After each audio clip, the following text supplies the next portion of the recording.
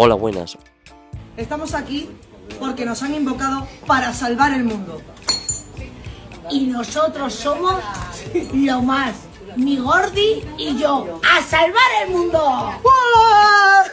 Hoy le vamos a hablar del crimen de ¡Cuidado! Alcácer. Esto se va a liar. Y esto se va a liar y muy bien liado. Básicamente, este crimen consta de tres chicas 2, 3, 4, 5, 6, 7, 8, 9, 10, 11, 12, 13, 14, 15. llamadas Miriam, Toñi y Desiree, las cuales fueron tanto abusadas sexualmente como torturadas y etc.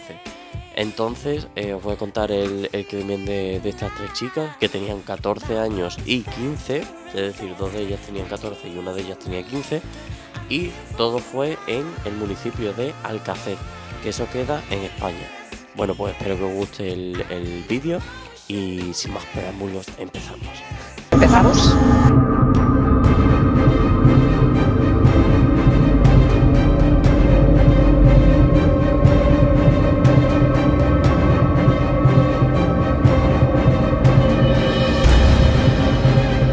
Capítulo 1. Introducción de los hechos. Las adolescentes desaparecieron por la noche, específicamente el viernes 13 de noviembre de 1992. Cuando se dirigían haciendo autostop a una discoteca de la vecina localidad de Picassent, donde se celebraba una fiesta de su instituto. La búsqueda de las niñas de Alcácer tuvo una fuerte repercusión en los medios de comunicación españoles. El 27 de enero de 1993, 75 días después de su desaparición, dos apicultores encontraron los cadáveres semi-enterrados en una fosa en el barranco de la Romana, un paraje de difícil acceso próximo al pantano de Tous. El hallazgo de los cuerpos y el conocimiento posterior de las vejaciones a las que fueron sometidas conmocionaron profundamente a la sociedad. Capítulo 2. Noche de la desaparición. Miriam García Iborra, de tan solo 14 años, María Deseada Hernández Folch, Desiree, de la misma edad, y Antonia Gómez Rodríguez, Toñi, de 15 años, eran tres amigas del municipio valenciano de Alcácer. A las 8 de la tarde del viernes 13 de noviembre de 1992 salieron de casa de su amiga Esther, a quien acababan de visitar. Su intención era dirigirse a la discoteca Color, situado en las afueras del municipio colindante de Picassent, antes de su cierre a las 10. Previamente, Miriam había llamado a casa para ver si su padre las podía llevar, como era habitual, pero este había llegado del trabajo con fiebre y estaba en la cama. Esther, con gripe, decidió quedarse en casa. Para llegar hasta la discoteca, desde Alcácer había que recorrer una carretera que enlazaba los dos municipios, los cuales se encuentran separados entre sí, unos 2 kilómetros. El último tramo era oscuro y no había viviendas junto a la carretera. Aparentemente, aquella noche, las tres adolescentes decidieron desplazarse haciendo autostop, pero desaparecieron antes de llegar a su destino. Aquí os estoy contando cómo estas tres chicas, estas tres niñas, porque son tres niñas de 14 y 15 años, se dirigían hacia la discoteca. ¿Qué pasa? Que el padre no podía llevarlas, el padre de una de ellas, y ellas pues tuvieron que hacer autostop. El problema de esto es que a partir de ahí nunca se volvió a saber nada más de ellas. Capítulo 3. Empieza la búsqueda de las víctimas. La búsqueda de las adolescentes fue intensa desde el día siguiente a su desaparición y no estuvo exenta de incidentes. Después de las 10 de la noche, las familias de las niñas esperaban su regreso a casa. Sin embargo, las chicas se habían ido con lo puesto y casi sin dinero. Este hecho descartaba la idea de una huida voluntaria y empezaba a alimentar la teoría de un rapto. Los investigadores recibirían numerosos testimonios de personas que creyeron haber visto a las niñas en diferentes puntos de España. ese fin de semana. Los testimonios más parecidos fueron aquellos que describían el posible recorrido de las niñas desde Alcácer en dirección a la discoteca de Kulu. Las fuerzas de seguridad centraron sus primeras investigaciones en los amigos de los menores, clientes habituales de la discoteca y sus dueños, llegando a la conclusión de que los adolescentes no habían llegado al local en ningún caso. También se indagó entre los reclusos de la prisión de Picassent, puestos en libertad durante aquellos días. Además, se investigó a los delincuentes sexuales de la zona. El ayuntamiento de Alcácer editó miles de carteles con datos de las pequeñas, y los medios de comunicación se volcaron en la búsqueda de las chicas. La búsqueda se amplió fuera de España y se puso al corriente a los servicios de Interpol. El miércoles 27 de enero de 1993 por la mañana, un apicultor de 69 años y su consuegro subieron al monte a revisar unas colmenas de su propiedad. El lugar, conocido como Barranco de la Romana, es un pasaje montañoso en el término municipal de Tous, a unos 12 kilómetros, el norte del pantano de Tous y unos 50 al suroeste de la ciudad de Valencia. A las 10 de la mañana, en la proximidad de las colmenas, los apicultores descubrieron un brazo humano medio desenterrado que llevaba un reloj de gran tamaño en la muñeca. En un primer momento, el tamaño del reloj en el brazo del cadáver hizo pensar al equipo que iban a desenterrar a un hombre. Sin embargo, al excavar se descubrieron otros dos cuerpos de 3 mujeres, en avanzado estado de descomposición. Los cadáveres se hallaban envueltos en una alfombra grande y nueva, en el interior de una fosa de grandes dimensiones que había sido excavada a propósito. Los cuerpos estaban maniatados y apilados uno encima del otro, sin tocarse entre sí. 2 de ellos presentaban la cabeza separada del resto del cuerpo. A pesar del deterioro de los cadáveres y sus prendas de vestir, los colores y los tejidos eran muy difíciles de identificar. Los expertos ya apuntaron que podría tratarse de las 3 niñas. Las pistas más relevantes fueron unos trozos de papel que encontraron junto a unos matorrales. Tras su reconstrucción, resultó ser un volante del Hospital La Fe de Valencia a nombre de un tal Enrique Angles Martins, que había sido atendido de sífilis unos meses atrás. Este volante fue clave para la identificación de los primeros sospechosos. Una vez desenterrados, los cadáveres fueron trasladados al cercano municipio de Llombai. Sin haber realizado las autopsias, no existía la certeza de que los cuerpos hallados fueran los de las adolescentes desaparecidas. Sin embargo, todos los indicios apuntaban a que se trataba de ellas. Aquí nos damos cuenta cómo van sucediendo los hechos, cómo denuncian las desapariciones de estas 3 niñas, y nos damos cuenta que empiezan a mirar los sospechosos, descartando sospechosos. También nos damos cuenta más adelante cómo un agricultor encuentra en su terreno 3 cadáveres. Bueno, encuentra más que nada un reloj con un brazo. Entonces, ¿qué pasa? Que cuando la policía va, la Guardia Civil, se dan cuenta que, bueno, pensaban que era de un hombre, pero resulta que había 2 cadáveres más con él, y se dieron cuenta que era de 3 mujeres, dándose cuenta quizás de que esos 3 cadáveres pertenecían a estas 3 niñas. Capítulo 4. Primeros sospechosos. La tarde del 27 de enero de 1993, tras el levantamiento de los cadáveres y siguiendo la pista del volante médico encontrado en la fosa, la Guardia Civil se personó en el domicilio de Enrique Angles, en Catarroja. Enrique era hermano de Antonio, un conocido delincuente de la zona ya fichado por la policía. En el domicilio se encontraba Enrique Angles, su hermana Kelly, el novio de esta y la madre de los Angles, Neusa Martins. Los 3 primeros fueron enviados al cuartel de Pratoris y se procedió al registro de las viviendas. Durante el registro llegaron otros hermanos de Enrique Angles, Mauricio y Ricardo. Acompañado de un amigo, Miguel Ricard, alias El Rubio, Un guardia civil reconoció a este último como el compañero de fechorías de Antonio y también fue llevado al cuartel en calidad de testigo. Enrique Angles presentaba discapacidad intelectual. Concluyeron que el volante a su nombre encontrado en la fosa por la tarde fue realmente prescrito a su hermano Antonio, que había suplantado su identidad en el hospital. Enrique fue puesto en libertad esa noche y se inició la búsqueda de Antonio Angles.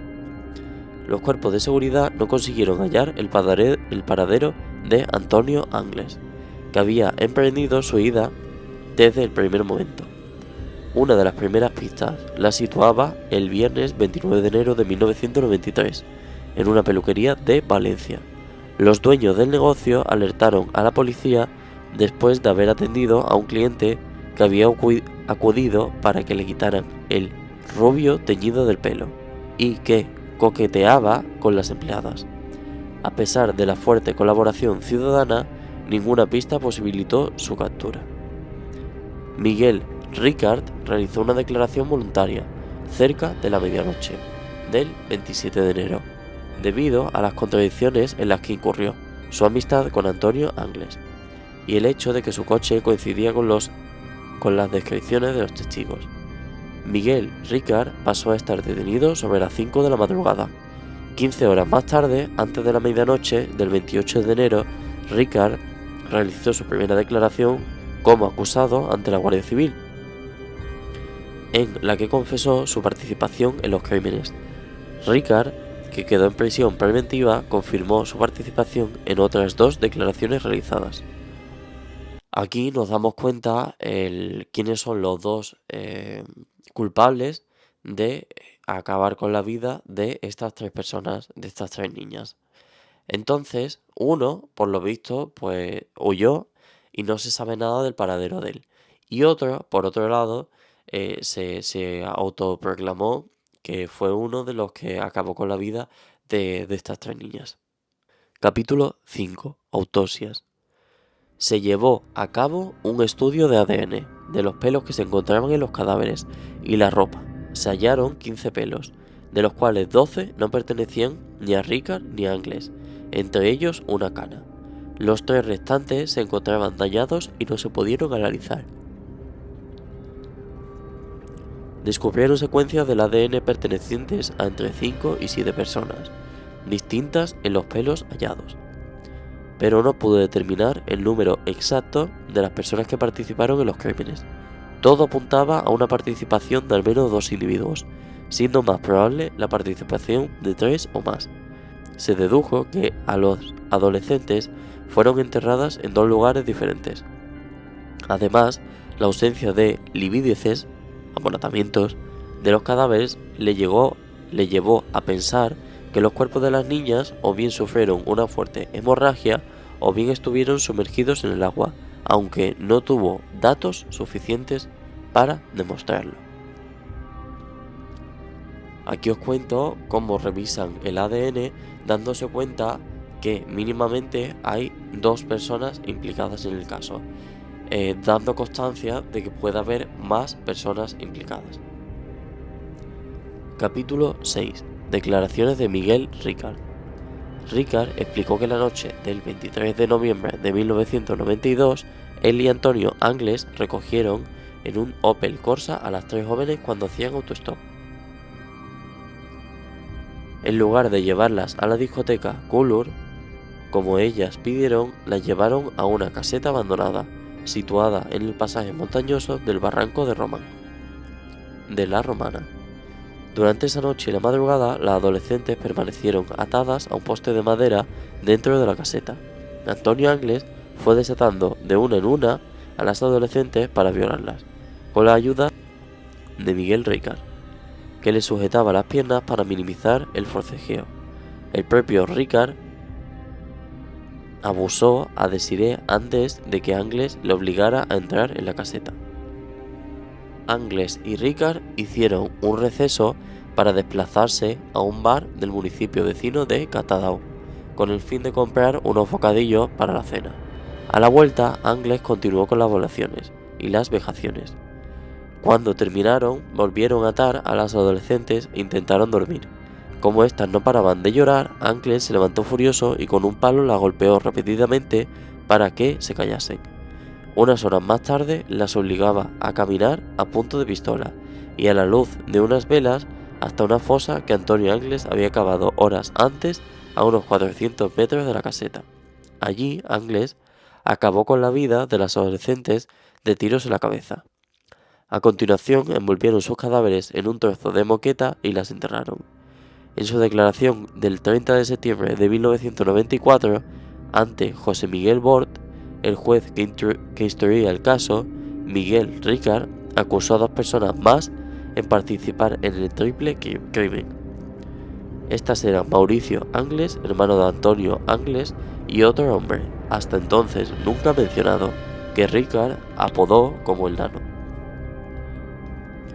Esto reabrió las investigaciones en 2 frentes. Por un lado, la Guardia Civil debía encontrar al tal Nano, y por otro, la Fiscalía de Menores debía investigar la implicación de Mauricio, que era menor de edad por aquella época, en el triple crimen. Finalmente, la implicación de Mauricio Angles fue descartada, tras no encontrarse restos biológicos suyos en el escenario del crimen. En la actualidad, Antonio Angles aparece en la web del Interpol como las personas más buscadas del mundo. Aquí os cuento cómo a este hombre cuenta cómo sucedieron todos los hechos, dándose a conocer que estas tres chicas pues estuvieron sometidas en una especie de caseta y ellos pues, abusaban de ellas continuamente. Luego cuentan cómo estas 3 chicas son llevadas hacia como un pozo, digamos, o un túnel que ha acabado, uno de ellos 2, y de un disparo pues acaba con la vida de estas 3 niñas. Luego las entierran, las envuelven en una alfombra y terminan con ellas. Capítulo 7. Juicio. El juicio por el triple asesinato de Alcácer se llevó El juicio por el triple crimen de Alcácer se llevó a cabo en la sección segunda de la Audiencia Provincial de Valencia. Comenzó el lunes 12 de mayo de 1997 y se prolongó durante 49 sesiones hasta el 30 de julio de ese mismo año. Miguel Ricard, el único procesado, estaba acusado de rapto, violación y asesinato e inhumación ilegal de 3 menores. Por esto se enfrentaba a penas que oscilaban entre los 206 y 245 años de prisión. El viernes 5 de septiembre de 1997, 36 días después de la conclusión del juicio, se dictó la sentencia por el triple crimen de Alcácer. Miguel Ricard fue condenado a 170 años de prisión por rapto, violación y asesinato, con los agravantes de despoblado y ensañamiento. También se le impusieron las costas del juicio y una indemnización de 300 millones de pesetas para las familias de la víctima. Aquí os explico el juicio completo y lo que se le imputa a esta persona. Bueno, espero que os haya gustado el caso que he contado, espero que os suscribáis, espero de que le deis like, espero que le deis a notificar y nada, os voy a hacer la pregunta que siempre os hago y empezamos. ¿Qué os ha parecido que recibiera una condena tan grande uno de ellos y al final fuera reducida a 20 años aproximadamente de prisión? ¿Vosotros le hubieseis dejado en libertad después de 20 años o hubieseis seguido con la condena de más de 100 años? ¿Qué pensáis de todo esto? Bueno, pues espero que os haya gustado y nada, despedirme de todos y nos vemos en el siguiente caso. Adiós.